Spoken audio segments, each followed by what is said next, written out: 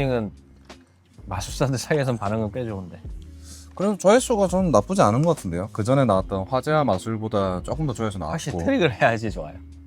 그리고 또 보여주는 것도 많으셨고 준비한 것도 많으시니까. 오늘은 아마 또 지루한 얘기라서 약간 관심이 바뀌겠지만, 그러니까 이런 컨셉을 밀고 나가면 누군가는 또 관심이 있어주는 사람이 생기지 않을까. 그래서 요즘에 인스타에 되게 스토리도 이렇게 활발하게 하고 있어요. 뭔가 클립 보면 이거를 마술적으로 봐가지고. 네. 최근에는 어제는 중국에 네. 홈쇼핑하는 여잔데 옷을 엄청 빨리 갈아입어요. 버스 다 입었다. 네. 그래가지고 그거 관련해가지고 이제 거기다 제 말을 첨부하는 거야, 스토리 해가지고. 네. 이게 원래는 퀵체인지의 원조 스타일이다. 퀵체인지 원조는 가리는 거 없이 대놓고 버스 다 입었다. 그 사람이 이탈리아 레오폴드 프레골리다. 그리고 프레골리 증후군이 나는 실제 정신병적 증상도 있다. 모든 사람들을 뭔가 가장한 사람들로 착각하게 하는 그런 정신편력적 증후군. 그래서 그런 거 얘기 그냥 적었죠. 그 지난번 드럼링 이야기 영상 올리고 나서 예. 뭐 좀 어떠셨어요? 생각보다 사람들 반응이 좋아가지고 놀랐어요. 왜냐면 드럼링 자체가 거의 뭐 교육마술 시장에서만 쓰는 도구고, 마술사들이 그렇게 실제 무대에서 활용하지 않는 도구인데 생각보다 와 너무 좋았다. 드럼링을 이렇게 많이 다양한 용도로 쓸 수 있느냐. 드럼링으로 3, 40분을 얘기를 할 수 있다는 게 신기하다 하고 해가지고 저도 매우 놀랐고요. 그리고 한편으로는 굉장히 뿌듯하기도 했어요. 이런 걸 더 많이 해야겠다라는 생각도 들었습니다. 마술사들마다 각자 생각하는 감각이 다른데 저는 솔직히 말해서 그게 창의적이거나 뭐 응용력이 뛰어난 사람이 아니에요. 근데 저는 이제 이것저것 어디 하는 군데를 뭐 이렇게 깊게 파고드는 걸 좋아해가지고 남들보다 한 가지에 대해서 좀 파고드는 시간이 많아요. 저는 남들보다 공연이나 이런 것도 안 하다 보니까. 그래가지고 제가 하는 역할이 그런 거라고 또 생각도 들었어요. 그래서 앞으로도 이런 걸 좀 열심히 해봐야겠다. 그래서 도움이 좀 더 마술사들에게, 마술인들에게, 아니면 마술을 좋아하는 사람들, 그리고 교육 마술을 받은 그런 교육 수강생들, 또 그 사람들 또 관심이 있어서 더 찾아보는 사람도 있을 거 아니에요. 그런 사람들이 또 좀 더 흥미를 갖게 되는 계기가 될 수 있을 것 같기도 해서 좀 더 열심히 해봐야겠다는 생각이 들었습니다. 어깨가 무거워지기도 하고. 네. 그러면 이제 본 녹화로 한번 들어가 볼까요? 예. 네, 안녕하세요. 네, 저는 마술사 김원희입니다. 반갑습니다.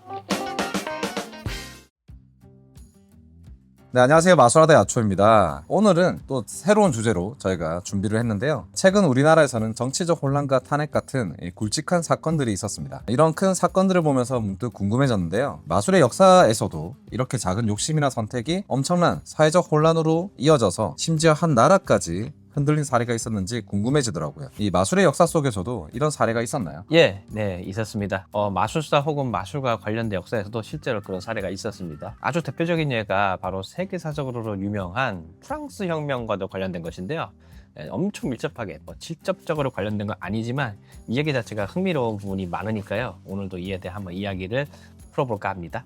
준비가 되셨으면 이야기를 바로 한번 해볼까요? 일단 이야기를 시작하기 위해서 먼저 본 채널이 마술을 주제로 하니까 오늘 소개할 사례와 관련된 마술사, 네. 바로 칼리오스트로에 대해서 먼저 소개를 해야 될 것 같습니다. 알렉산드로 칼리오스트로인데요. 알렉산드로 칼리오스트로 백작이라고 합니다. 알렉산드로 칼리오스트로 백작은 프랑스 혁명 직전 격동의 유럽 사이에서 컬트적인 인물이었습니다. 연금술사, 마술사, 치료사, 프리메이슨, 영매술사, 모험가 등등 굉장히 다양한 캐릭터로 자신을 드러내면서 유럽의 귀족들을 현혹시키면서 유럽을 떠들썩하게 만든 사기꾼인데요. 네. 그래가지고 종종 카사노바하고도 함께 언급되기도 합니다. 워낙 신비롭고 독특한 실존했던 캐릭터이기 때문에 알렉산드르 듀마의 소설이나 괴테의 작품에서도 영감을 줬다고 합니다. 특히 파우스트라는 작품을 쓴 괴테는요, 그에 대한 호기심이 너무 강해가지고 실제 칼리오스트로의 고향인 이탈리아 시칠리아에 있는 팔레르모에 가서 가족들을 만나기도 했고요. 네. 거기서 사람들과 함께 인터뷰를 하면서 그의 실명을 확인한 사람이기도 합니다. 사실 그의 생애를 살펴보면요, 오늘날의 마술사와는 솔직히 좀 거리가 멀고요. 현대의 마술사들이 보기에도 불쾌할 정도로 허황된 주장들이 많습니다. 네. 그래도 기록상으로 마술사로도 불리기에 오늘 한번 소개해보기도 하겠습니다. 원래 본명은 주세페 발사모로요, 1743년 이탈리아의 시칠리아 팔레르모의 극빈한 가정에서 태어났습니다. 네. 아버지를 일찍 여의고 생계 때문에 어머니 대신 삼촌 밑에서 자랐고요. 베네딕트파 수도원에서 의학하고 화학의 재능을 보였습니다. 그래서 호기심이 굉장히 왕성해서 스스로 그까지 깨우치고 오컬트와 연금술에 심취하게 됐거든요. 그 와중에 방랑벽이 또 심해가지고 방랑자 무리에 껴가지고 이런저런 문제를 많이 일으켜서 나중에는 체포가 됐다가 삼촌의 탄원으로 감옥행을 면한 적도 있었습니다. 아주 어린 시절부터 타고난 총명함이 있었는데요. 지금 이러한 앞부분의 내용만 봐더라도요, 결코 평범한 삶을 살지 않을 것임을 짐작할 수 있습니다. 그런 어린 시절부터 심취한 이제 오컬트와 연금술로요, 거리의 사제들과 연금술 흉내를 내며 살아왔고요. 사람들의 불안과 욕망을 읽는데 굉장히 능했습니다. 어느 날 그의 표적이 된 인물이 한 명이 있었는데 팔레르모의 부유한 금세공업자 프란체스코 마라노였습니다. 1764년에 칼리오스트로는 네. 당시에는 아직 이름을 사용하지 않았거든요. 그래서 실명인 주세페 발사모로 활동했는데, 주세페 발사모가 금세공업자 프란체스코 마라노에게 자신이 고대 비밀을 알고 있으며 팔레르모 금괴에 묻힌 막대한 양의 보물을 찾을 수 있다고 주장했는데, 이 보물을 찾기 위해서는 신성한 의식과 영적 도구, 그리고 재물, 연금술 등 준비가 필요하다고 말해요. 그래서 그는 연금술과 고대 마법의 지식을 막 뽐내면서 마치 신비로운 사제나 예언자처럼 행동했고요. 마라노는 이 사람이 화술이 워낙 좋으니까 아주 깊이 빠져들었어요. 이 깊이 빠져드는 이유가 당시에 유럽 사람들이 신비주의적인 인물들에게 굉장히 매력을 가졌다고 해요. 인기를 끌었고요. 좀 특이하다고 보는데, 왜냐면 그 시대가 아마 영국의 산업혁명 가까운 시기거든요. 그런데도 이렇게 신비주의적인 인물들이 인기를 끌었다고 합니다. 아마 이런 이유 때문에 어쨌든 그도 주세페 발사모에게 쉽게 걸려들었을 것 같습니다. 어쨌든 며칠에 걸쳐서 이제 주세페 발사모는 이제 마라노와 함께 이제 의식을 해갑니다. 그래서 이 의식에는 각종 상징적인 도구와 주문, 연기, 동작들로 가득했고요. 주세페 발사모가 이제 곧 땅이 갈라지고 금과 보석이 솟아오를 것입니다 라고 말합니다. 네. 막 설레잖아요. 네. 그런데 아직 더 필요합니다 하면서 또 금전하고 물품을 요구하는 거예요. 뭐 사기의 전형적인 뭐 그런 마법이죠. 그러니까 마라노는 뭐 당연히 계속해서 금은 보와 보석 귀중품을 막 주고요. 심지어는 자기 작업장에서 사용하는 귀한 금속류까지 제공합니다. 그러나 결과는 어떻겠어요? 뭐 당연히 아무 일도 일어나지 않았고요. 보물도 발견하지 않았습니다. 마라노는 이제 뒤늦게서야 내가 사기당했구나 하고 깨닫고요. 주세페 발사모를 이 자식 고소해야겠다라고 결심을 합니다. 네. 그리고 이게 이제 곧 소문이 나가지고 주세페 발사모의 귀까지 들어와요. 주세페 발사모는 좀 이 사람이 머리 회전이 빠른 편이거든요. 그래가지고 체포되기 직전 밤에 곧장 팔레르모로 떠나서 로마로 도망칩니다. 예. 이 도수가 이제부터 그의 본격적인 신비주의적 사기꾼의 인생으로 가는 결정적인 계기가 됐습니다. 네. 그래서 그 이후 이제 주세페 발사모는 스스로를 알렉산드로 칼리오스트로 백작이라고 불렀고요. 네. 이제 백작이 되려면 이제 그런 증명들이 필요하죠. 그래서 네. 가짜 문서하고 허위 족보까지 꾸미면서요, 귀족으로 위장해가지고 1768년에 이제 로마에서 오르시기 추기경의 비서로 일하던 중에 로렌차 펠리시아나라는 사람 여성하고 결혼을 합니다. 이 사람이 이제 둘이서 부부가 돼가지고 유럽 전역을 떠돌면서 신비주의적 인물로 재탄생합니다. 한마디로 뭐 이제 유명한 사기꾼이 됐다는 뜻이죠. 부부 사기꾼이고. 예, 부부 사기꾼이죠. 그래서 자신을 마술사, 신비주의자, 연금술사, 치료사 등으로 포장하면서 꽤나 명성을 쌓았습니다. 자신만의 오컬트 프리메이슨 의식인 이집트 의식을 홍보하고요. 네. 예, 그 안에서 망벼통치약과 같은 효능을 지닌 약품을 막 판매했고요. 그리고 정신치료, 연금술, 투시 능력들을 막 주장하면서 대중들을 현혹시켜서 막대한 부를 축적했죠. 예, 1777년 영국 런던에서 프리메이슨에 가입을 하고요. 네. 고대 이집트 지식으로 연금술의 비밀을 발견했다고 주장하는 사기 행각을 벌이기 시작했습니다. 이 사람의 특기가 이제 남들하고 좀 차별화가 된 프리메이슨의 원래 의식에 이집트적인 테마를 아주 강하게 넣어가지고 하는 의식이었거든요. 그래서 굉장히 사람들한테 이색적으로 보였었어요. 네. 그 이후로도 유럽 전역을 돌아다니면서 프리메이슨의 비밀 지부를 설립했고요. 그 안에서 네. 회원들을 모집해서 비슷한 방식으로 사기를 치고 도망가는 행동을 계속 반복했습니다. 그럼 여기서 칼리오스트로가 마술사이기도 했다 하셨는데 어떤 마술을 한 건지 알 수 있을까요? 사실 현대적 의미의 마술사는 아니었습니다. 과학적 지식과 신비주의적 오컬트를 결합한 일종의 사기적 퍼포먼스를 펼친 인물이죠. 사기를 이제 멋진 퍼포먼스를 보여줬다는 건데요. 연금술 시연이나 망변통치약 판매 같은 행위를 통해서 사람들을 속여왔습니다. 특히나 이집트 귀약이라는 정체불명의 약을 팔면서 치료하는 척 연기를 했고, 아내를 통해서 영적 메시지를 받는 영매술사 연기도 하기로 했고요. 보통 부부 마술사들이 한 명이 마술을 하면 다른 한 명이 막 서브 역할을 이렇게 충실히 하듯이 그의 아내가 그의 사기 행각에 죽이 척척 맞는 서브 역할을 했던 거죠. 그래서 그의 대표적인 마술 퍼포먼스가 바로 연금술 시연이었습니다. 어쨌든 이 중에서도 가장 유명한 것이 바로 1780년에 했던 폴란드 바르샤바에서 했던 연금술 쇼였습니다. 이 당시 바르샤바 귀족 사회가 오컬트에 대한 관심이 굉장히 높았고요. 특히 불로불사 같은 비밀에 대한 게 귀족들에게 매우 큰 관심사였다고 해요. 칼리오스트로도 이때 이제 이미 러시아 제국의 상트페테르부르크하고 미타오를 거쳐서 바르샤바로 오면서 이미 충분히 자신의 사기에 대한 시행착오를 거치고 명성을 쌓아왔거든요. 바르샤바를 와가지고 고대 이집트 테마의 프리메이슨 지부를 또 바르샤바의 비밀 지부를 설립했습니다. 여기서 그는 이제 뭐 자신이 수천 년 동안 살아온 사람이고 뭐 불면의 능력을 가지고 있다고 주장하기도 했는데 그의 명성하고 뭐 화려한 언변, 뭐 독특한 퍼포먼스가 이제 바르샤바 귀족들에게 굉장히 매력적으로 아마 작용했을 거예요. 매료된 바르샤바 귀족들에게 그가 3주인의 비금속을 금하고 은으로 변환하는 연금술을 시연하겠다고 약속했거든요. 그래서 1780년 6월 7일에 바르샤바의 프리메이슨의 한 비밀 지부에서 변환을 시연했습니다. 그 지부의 한 회원이 굉장히 상세하게 기록해가지고 그 기록이 남아있어. 내용은 다음과 같습니다. 네. 칼리오스트라가 회원 한 명에게 그가 가지고 있는 정제된 순 1파운드를 준비하라고 했고요. 이에 앞서서 빗물을 준비하라고 했습니다. 그래서 이 빗물 같은 경우는요, 모두 다 물을 증발시켜서 남은 침전물을 모으라고 했습니다. 이 침전물을 처녀의 흙이라고 불렀다고 하는데요. 또 다른 말로는 두 번째 침전물이라고 불렀다고 합니다. 이 물질을 침전물을 모으니까 약 16그레인 정도가 남았다고 합니다. 그리고 그의 지시에 따라서 또 납 추출물도 준비를 했습니다.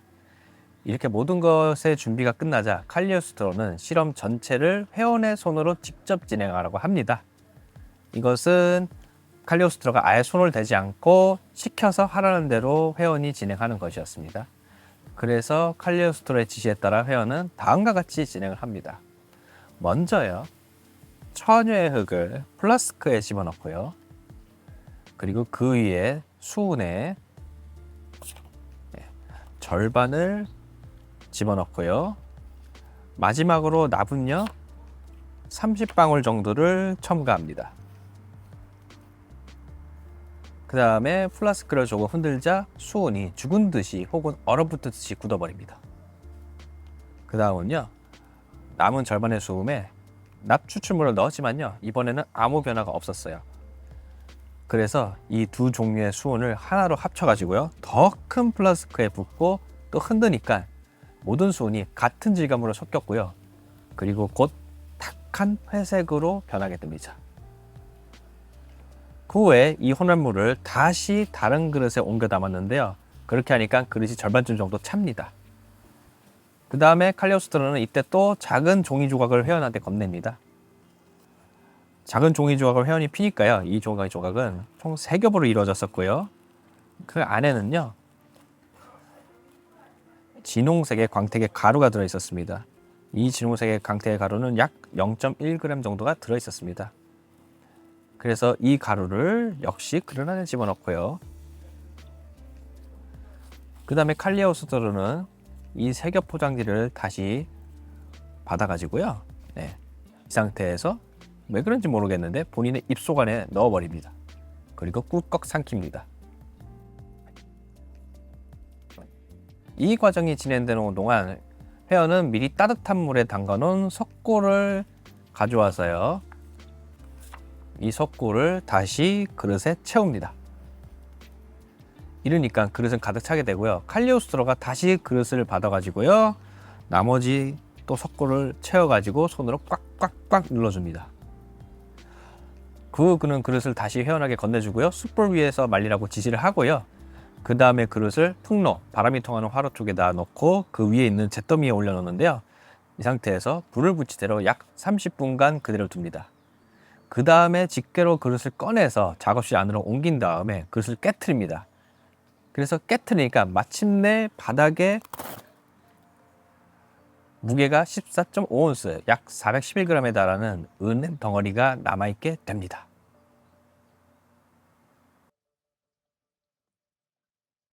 이렇게 네. 성공적으로 보이는 은변한 시연은 바르샤바 귀족들에게 그야말로 강한 믿음을 씌워줬고요. 눈앞에서 액체나 가루들을 모았는데 그냥 펑 해가지고 은이 나왔으니까요. 그러니까 아직 금변화를 안 했거든요. 네.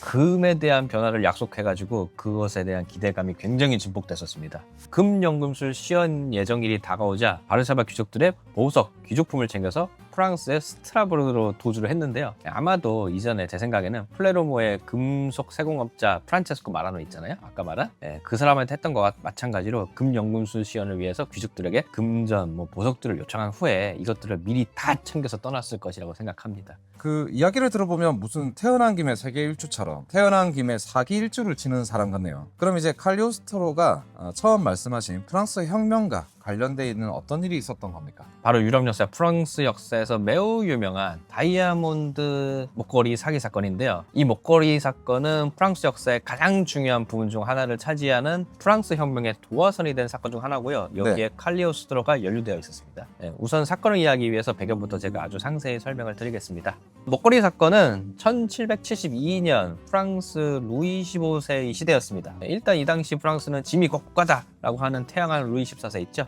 네. 이분의 위엄과 리더십으로 강력한 중앙 집권과 군사적 성공으로 인해 부르봉 왕조는요, 네. 국민들 사이에 존경과 두려움의 대상이었는데요.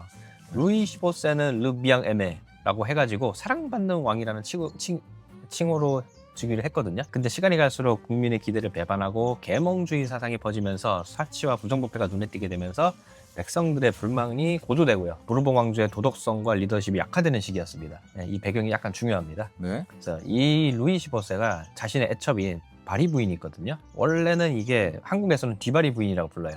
근데 이게 마담 디 바리거든요. 뒤라는 거는 영어의 오브라는 전치사입니다. 그래서 실제로 뒤바리라고 하면 좀 어색해요. 바리 부인이라고 하겠습니다. 네. 자신의 애첩인 바리 부인에게 특별한 선물을 주기로 결심하거든요. 그 선물이 당시 가격으로 약 200만 리브르, 이게 현재 가치로는 약 2,500억이라고 해요. 2,500억이요? 2,500억에 달하는 초호화 다이아몬드 목걸이를 주기로 했어요. 네. 그래서 당시 파리 최고의 보석상이었던 베모하고 바상주라는 두 사람이 있었는데 이분들에게 목걸이 제작을 의뢰합니다. 그래서 이 두 사람이 목걸이에 어울리는 다이아몬드를 모으는데 수년 동안 막대한 비용을 들였거든요. 그런데 루이 15세가 갑자기 천연두로 사망했고요. 네. 그의 손자인 루이 16세는 바리 부인을 좋아하지 않아가지고 나중에 궁정에서 추방해버립니다. 그러니까 그 말도 안 되게 비싼 목걸이가 주문한 주인이 사라져 버린 거잖아요. 네, 맞습니다. 네. 이미 목걸이 제작에 큰 돈을 쓴 보석상들이 큰 손해를 보게 될까 굉장히 이제 두려웠던 거죠. 그래서 1778년에 그래서 루이 16세의 왕비인 마리 앙뚜아네트에게 이 목걸이를 구매해달라고 여러 차례 권유를 합니다. 네. 하지만 마리 앙뚜아네트는 계속 거절하거든요. 일각에서는 이런 기록이 있어요. 그래서 이런 목걸이를 사는 것보다 전함 74척 사는 게 더 필요하다. 이렇게 얘기했을 때요. 근데 그 돈으로 이제 군사력을 강화하는 게 더 낫다고 말했던 나름대로 실용적인 멘트였죠. 왕비는 나름대로는 이제 현실적인 판단을 했던 것 같은데요. 그런데 사건은 어떻게 발생하게 된 건가요? 도난 사건. 일단 왕비가 위와 같은 현실적인 판단을 했다는 부분도 있지만 일각에서는 자신이 싫어했던 바리 부인을 위한 것이기 때문에 거절했다는 해석도 있어요.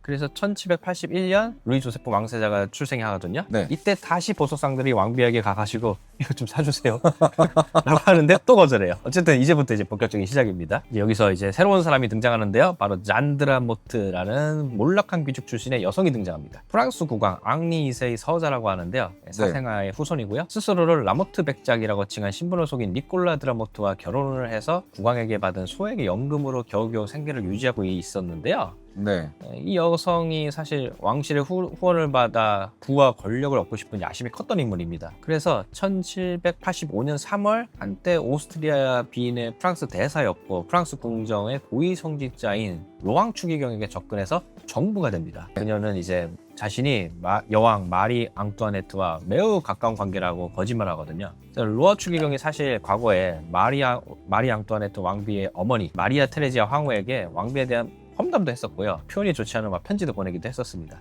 그래가지고 마리 앙뚜아네트도 이 사실을 알고 있어서 둘이 사이가 좋지가 않았어요.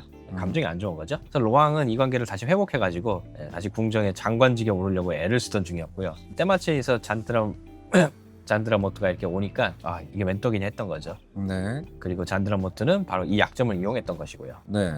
여기까지 들으면 이제 좀 완전 막장이죠. 슬슬 시작될 것 같긴 한데 막장 드라마 같기도 한데 그런데 이 칼리오스트로가 아직까지 등장하지 않았잖아요. 여기에 어떤 관계가 있습니까? 이때쯤 칼리오스트로를 언급할 만한 타이밍인데요. 다시 살짝 면전적으로 거슬러 가서 아까 칼리오스트로가 폴란드 마르샤바에서 1780년에 연금술 사기로 쏠쏠하게 부당이득을 챙겨서 프랑스 파리로 런하고 그 이후 파리에 사이에서 똑같이 신비주의, 뭐 치유술, 연금술 등을 통해서 귀족들 사이에 주목받기 시작했는데요. 아까 말한 잔드라모트의 전부가 된 로안 추기경이요. 아직 이때까지는 그녀를 만나기 전입니다. 그래서 칼리오스트로의 명성과 독특한 매력에 끌려가지고 그를 자신의 궁정 내 입지 회복의 조력자로 여겨서 접근해가지고 밀접한 사이로 발전하게 됩니다. 네. 로안 추기경은 칼리오스트로의 능력을 신뢰했고요. 그를 보호하고 후원했습니다. 이를 통해서 칼리오스트로는 또 프랑스 상류 귀족 사회에서 활발한 활동을 이어나갈 수 있었고요. 그래서 잔드라모트, 이때부터는 제가 좀 짧게 잠부인이라고 할게요. 네. 잠부인이 로안 추기경이 이렇게 신비주의에 심취해 있고 칼리오스트로를 신뢰한다는 사실을 알고 있었고요. 그래서 이 점을 교묘히 활용해가지고 자신의 계획이 마치 칼리오스트로가 지지하는 것처럼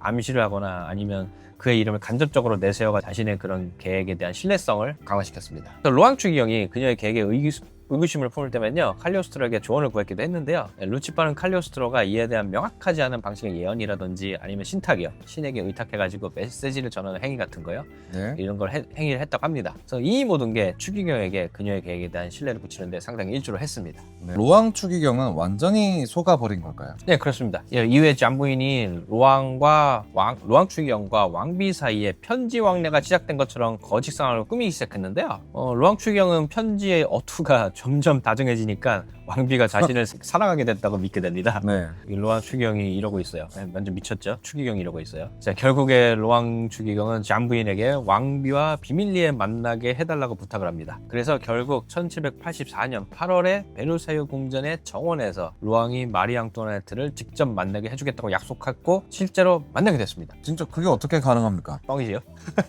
뻥입니다. 당연히 그럴 수가 없죠. 네, 사실 로앙 추기경이 만난 사람은 왕비가 아니고요. 왕비를 닮은 창녀, 니콜르게이 도리바라는 잠부인이 고용한 사람이었습니다. 이때 이제 또 한 명이 등장하는 거죠. 로앙은 이제 그녀에게 장미를 건넸고요. 네. 가짜 왕비죠. 그래서 니콜르게이 도리바가 과거의 갈등은 잊자라고 말했습니다. 로앙 추기경이 완전히 믿게 됐고요. 자신이 왕비의 사랑과 신뢰를 얻었다고 이제 착각하기 시작했습니다. 그 이후에 이제 잠부인은 로앙의 신뢰를 이용해서요, 이제 왕비의 자선 사업 명목으로 거액을 빌려서 뭐 상류 사회로 진입하기 시작했고요. 네. 그래서 귀족들에게 왕비와의 거짓 친분을 공공연하게 자랑하기 또 시작했습니다. 사람들은 또 그것을 또 사실이라 믿었고요. 계속해서 막장으로 이제 가고 있는데요. 그런데 칼리오스트로는 여기서 어떤 역할을 정확하게 했을까요? 앞서 언급했듯이 로앙 추기경은 당시 마술사이자 연금술사, 또 신비주의자로 유명했던 칼리오스트로를 영적 멘토이자 조언자로 신뢰했었고요. 실제로 칼리오스트로는 본 사건에 깊게 관여하지는 않았지만 잠부인이 지속적으로 그의 이름과 명성을 이용했고요. 칼리오스트로도 이 사건과는 별개로 로앙 추기경을 이용해서 자신이 지속적으로 취득할 이득이 많잖아요. 네. 그래서 뜻하지 않게 잠부인과 암묵적으로 상부상조하는 격이 되어 로앙을 더욱 쉽게 속일 수 있었던 것입니다. 그렇게 로앙이 믿게 된 상태에서 이 문제, 다이아몬드 목걸이는 어떻게 되었을까요? 이전에 등장했던 보석산 배모하고 바상주가 마리 앙뚜아네트가 계속 먹거리 구매를 거절하니까 잔을 통해서 먹거리를 팔아보려고 결정했습니다. 그래서 잠부인도 처음에는 거절했거든요. 나중에는 결국에 수수료를 받는 조건으로 계약을 수락합니다. 먹거리가 어떻게 전해졌는지는 마리 앙뚜아네트의 여왕의 최측 근신이었던 마당 깜빵의 회고록에 소개되어 있는데요. 잠부인이 마리 앙뚜아네트인 척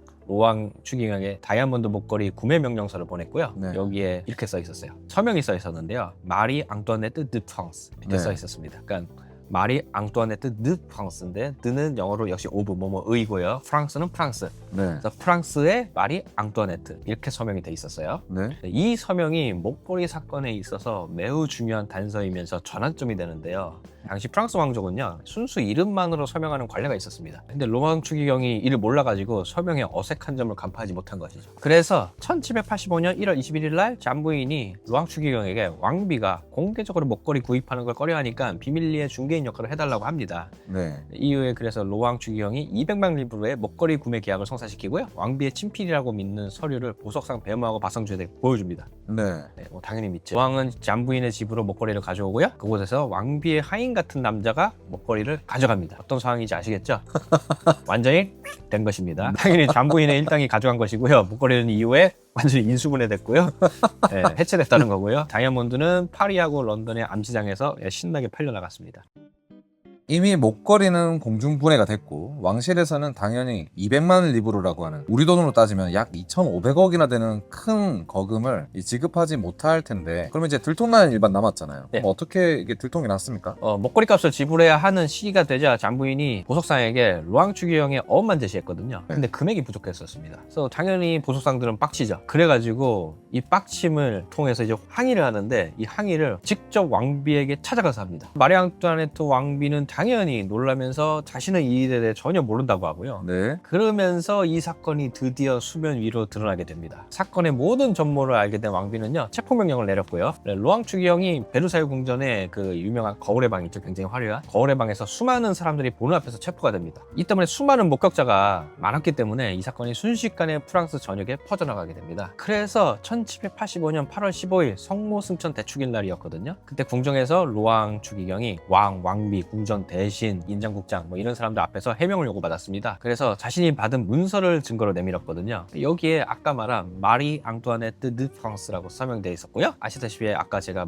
말했다시피 당시 왕족은 이름만으로 서명하는 관례가 있었는데, 이제 왕은 루앙 추기경이 이에 대해 무지했던 거에 대해서 굉장히 분개했어요. 그래가지고 일단은 처음에 루앙 추기경이 바스티유 감옥에 이송이 됩니다. 그리고 잠부인이요, 네. 이 사건을 모두 주도했던 잠부인은 3일 후에 체포가 됐고요. 그리고 또 왕비로 가장했던 창녀 니콜르 게이, 이 사람도 역시 체포가 됩니다. 그리고 여기에 아까는 언급 안 했지만 편지를 위조한 사람이 한 명 있었거든요. 레토드 빌레트라고요. 네. 이 사람도 체포가 됩니다. 그럼 이제 칼리오스트로는 어떻게 됐을까요? 사실 칼리오스트로는 이번 사건에 직접적으로 연관되지는 않았습니다. 하지만 잠부인은 자신에게만 쏟아질 책임을 줄이기 위해서 칼리오스트로를 사기의 공범으로 지목해가지고 역시 체포가 됐고요. 네. 역시 바스티유 감옥에 수감이 됩니다. 그리고 이들의 재판이 대중들의 굉장히 큰 관심을 받았는데요. 재판의 결과가 본 사건의 논란을 크게 일으키는 원인이 됐습니다. 그래서 1786년 5월 31일 루앙 추기경과 창녀 니콜르 게이는 무죄, 이 사건을 주도한 잠부인은 유죄를 받았습니다. 그래서 잠부인이 유죄를 받으면서요, 채찍질, 태형, 그리고 또 양쪽 어깨에 도둑이라는 뜻의 불루즈라는 뜻이 불어가 있거든요. 불루즈, 거기에 앞글자로 단 V가 있어요. 낙인을 양쪽 어깨에 찍혀받았고요. 그런 다음에 성매매 여성들이 수감되는 셀베트게르 감옥에 종신형으로 수감됩니다. 그런데 나중에 남자아이로 위장해가지고 탈옥합니다. 그리고 잠부인의 남편이 있었죠. 리콜라 드라모트요. 네. 이 사람은 걸석재판으로 노역형 선고받았고요. 그리고 위조본 빌레트는 추방당합니다. 마지막으로 칼리오스트로요. 칼리오스트로는 1787년 6월에 명확한 증거가 없어서 무죄로 석방은 됩니다. 네. 그러나 곧장 추방을 당해가지고 결국에 영국으로 떠나게 됩니다. 재판 결과가 실제로 의도적으로 일을 저지른 자들이 유죄를 받아서 나름 잘된 판결 같은데, 이게 왜 논란이 됐을까요? 목걸이 사건에서 제가 가장 처음 언급한 이 당시 부르봉 왕조의 평판과 관련이 있는데요. 루이 15세 이후는 계몽주의 사상이 퍼지면서 왕족과 귀족들의 사이에 사치와 부정부패가 눈에 띄게 되면서 백성들의 불만이 고조되면서 부르봉 왕조의 도덕성과 리더십이 악화되는 시기였죠. 한마디로 프랑스 국민들이 왕실을 불신하고 있었습니다. 그래서 프랑스 시민들은 이 사건을 왕비가 잠부부를 앞세워서 루앙에게 정치적 복수를 한 것이라고 믿었고요. 이 사건은 마리 앙뚜아네트의 명성에 치명적인 타격을 입혔습니다. 대중은 이제 그녀가 허영심 많고 국민의 고통에 무관심한 사치의 상징으로 인식하게 됐고요. 이러한 이미지가 완전히 고착이 됐습니다. 실제로 마리 앙뚜아네트 왕비가 생각만큼 사치스럽지 않았다고 하거든요. 그런데 이 사건으로 인해 그녀가 이제 진실을 말할 기회조차 갖지 못한 스캔들의 희생자가 된 거죠. 잠부인은 어쨌든 영국으로 도피했고요. 1789년에 정당한 회고록이라는 제목의 책을 출간합니다. 거기에서 공공연하게 마리 앙뚜아네트 왕비를 비방하면서 그녀에 대한 혐오감을 확실시켰습니다. 프랑스 혁명이 일어나기 4년 전에 발생한 이 목걸이 사건이 부르봉 왕가에 대한 국민의 신뢰를 무너뜨리는 계기 중 하나가 되었고요. 이러한 대중적 분노는 구체제의 부패와 사치에 대한 국민적 분노를 폭발시키는 상징적인 도화선 역할도 했고요. 결국 1789년에 프랑스 혁명으로 이어지는 정치적 분위기 형성에 영향을 미쳤습니다. 결국 목걸이 사건이 이렇게 프랑스 혁명으로까지 이어졌군요. 그럼 칼리오스트로는 혹시 이후에 어떻게 됐나요? 칼리오스트로는 이후 영국으로 떠나서 기존에 하던 식으로 귀족들과 접촉을 했거든요. 그런데 목걸이 사건하고 과거의 사기 행각을 벌인 것들이 너무 알려져가지고 평판이 이미 상당히 떨어진 상태였습니다. 그래서 영국 귀족들의 시선이 그에 대해서는 대부분 굉장히 회의적이었습니다. 게다가 프랑스에서 도망쳐온 의심스러운 인물이라는 인식이 퍼져가지고 환영도 받지 못했고요. 그래서 결국에는 영국을 떠나서 스위스, 독일, 오스트리아 등등을 전전하다가 결국에는 다시 자신의 고향이었던 이탈리아로 돌아옵니다. 이곳에서 마지막 활동지 로마에서도 지금과 같이 이집트식 신비주의, 의식, 프리메이슨 지부 설립 등을 시도했는데요. 네. 로마가 어딥니까? 가톨릭 교황청 중심이죠. 그래가지고 그곳에서 이단으로 간주돼가지고 체포가 되고요. 수개월간의 신문 끝에 종신형을 선고받아서 도주가 거의 불가능하다는 악명 높은 절벽 위에 세워진 외딴 감옥 산레오 감옥이라는 데가 있는데요. 거기에 네. 독방에서 4년간 지내다가 1795년 8월 26일 날 52세의 나이로 생을 마감하게 됩니다. 실제로 정확한 사인은 알려지지 않았습니다. 평생을 사기꾼으로만 살아오다 보니까 그렇게밖에 살 수 없었던 것 같아서 조금 안타까운 마음도 듭니다. 본 영상 초반에 칼리오스트로가 알렉산드로 디마와 게테의 작품에도 영감을 줬다고 하셨거든요. 이 외에도 혹시 더 있을까요? 네, 많이 있습니다. 칼리오스트로의 삶이 너무나도 드라마틱하고 허황됐고 뭐 신비주의와 사기, 연금술, 프리메이슨, 뭐 마술, 오컬트 등 수많은 상징이 얽혀 있어서 현대 대중문화에서도 자주 차용되고 하는데요. 그 중에서도 일본 애니메이션에도 자주 차용되곤 했습니다. 일본 애니가 정말 이런 옛날 역사 속 실존 인물이나 전설 속 캐릭터들을 좀 잘 가져오거든요. 네. 네, 심지어 뭐 포켓몬스터도 그렇고요. 네, 칼리오스트로도 마찬가지입니다. 루팡 3세라는 유명한 애니메이션 있죠. 그 중에서도 루팡 3세 시리즈가 꽤 많은데 그 중에서도 루팡 3세 칼리오스트로의 성이라는 극장판 애니에 아예 대놓고 제목에 칼리오스트로라고 써있죠. 그래서 이 작품 속에 칼리오스트로 캐릭터는 등장하지 않는데요. 이제 성의 이름이고요. 작품 속에서 칼리오스트로라는 이름이 음모, 미스터리 귀족의 비밀을 상징하는 뭐 장치적으로 활용되고 있는 걸로 알고 있습니다. 그리고 그 다음으로 역시 뭐 슈발리에라는 일본 애니가 있는데요. 예, 뭐 이렇게 얘기하니까 오타쿠 같네요. 실제로 저도 이 작품을 보지는 못했습니다. 이 작품 속 캐릭터 중에 칼리오스트로 부부가 등장합니다. 예, 재밌는 점은 이 칼리오스트로 부부의 실명이 그대로 등장합니다. 예, 둘 다 등장하는 거예요. 그래서 칼리오스트로는 돈을 밝히는 사람, 로렌자는 좀 완전 다르게 신비한 마법의 힘을 가진 사람으로 묘사가 됩니다. 네. 그리고 마지막으로 전 세계적으로 대흥행했던 영화 닥터 스트레인지가 있는데요. 혹시 보셨나요? 네, 봤습니다. 네, 저도 극장에서 봤습니다. 여기서 나왔는데 제가 이게 나오네 하고 놀랐던 기억이 있어요. 바로 영화 속에 등장하는 마법사의 이름이 칼리오스트로의 책이었기 때문인데요. 네. 시간과 어둠을 다루는 금기된 마법사라고 하는데 현실의 칼리오스트로가 주장하던 연금술, 불사의 개념과 뭐 일치되는 느낌이 있죠. 네. 네. 이외에도 다양한 문화 작품 속에서 음모 연금술, 뭐 신비의 상징과 관련하여 뭐 자주 차용되곤 했습니다. 그래서 뭐 관심 있으시다면 여러분도 한번 직접 검색하셔서 찾아보시면 될 것 같습니다. 네, 지금까지 마술사와 관련된 한 사건이 한 나라를 뒤흔든 사례, 칼리오스트로와 다이아몬드 목걸이 사기 사건에 대해 알아봤습니다. 김원일 마술사님께서 마무리를 좀 해주실까요? 오늘은 자신을 마술사라고 칭했던 한 인물이 한 나라를 뒤흔든 사건에 연루되었던 특별한 에피소드에 대해서 한번 알아봤습니다. 마술사이자 연금술사, 신비주의자이자 사기꾼으로 알려진 칼리오스트로. 그런 프랑스를 충격에 빠뜨린 다이아몬드 목걸이 사건에 연루되어서 역사의 무대에 강렬한 흔적을 남겼습니다. 그의 기묘한 이미지와 파란만장한 삶은 오늘날에도 문화, 영화, 만화 등에서 다양한 대중문화 속에서도 계속해서 재해석되고 있죠. 이처럼 마술과 관련된 역사 속 사건들은 단순한 호기심을 넘어서 창작과 상상에 새로운 영감을 제공하는 원천이 된다고 생각합니다. 여러분들도 이런 이야기를 통해서 자신만의 마술 아이디어나 독창적인 콘텐츠 혹은 마술을 넘어 창작 세계를 확장해 볼 수 있을 거라 생각합니다. 마술의 역사 지식이 꼭 필수는 아니지만요. 뭐 이처럼 흥미롭고 창의적인 영감을 줄 수 있다는 점에서 우리는 그것을 함께 배워나가는 것이라 생각합니다. 앞으로도 이렇게 역사 속 마술사들과 특별한 이야기들을 통해 여러분들과 다시 만날 수 있도록 계속 준비해 보겠습니다. 오늘도 시청해 주셔서 감사하고요. 영상이 재미있으셨다면 좋아요, 구독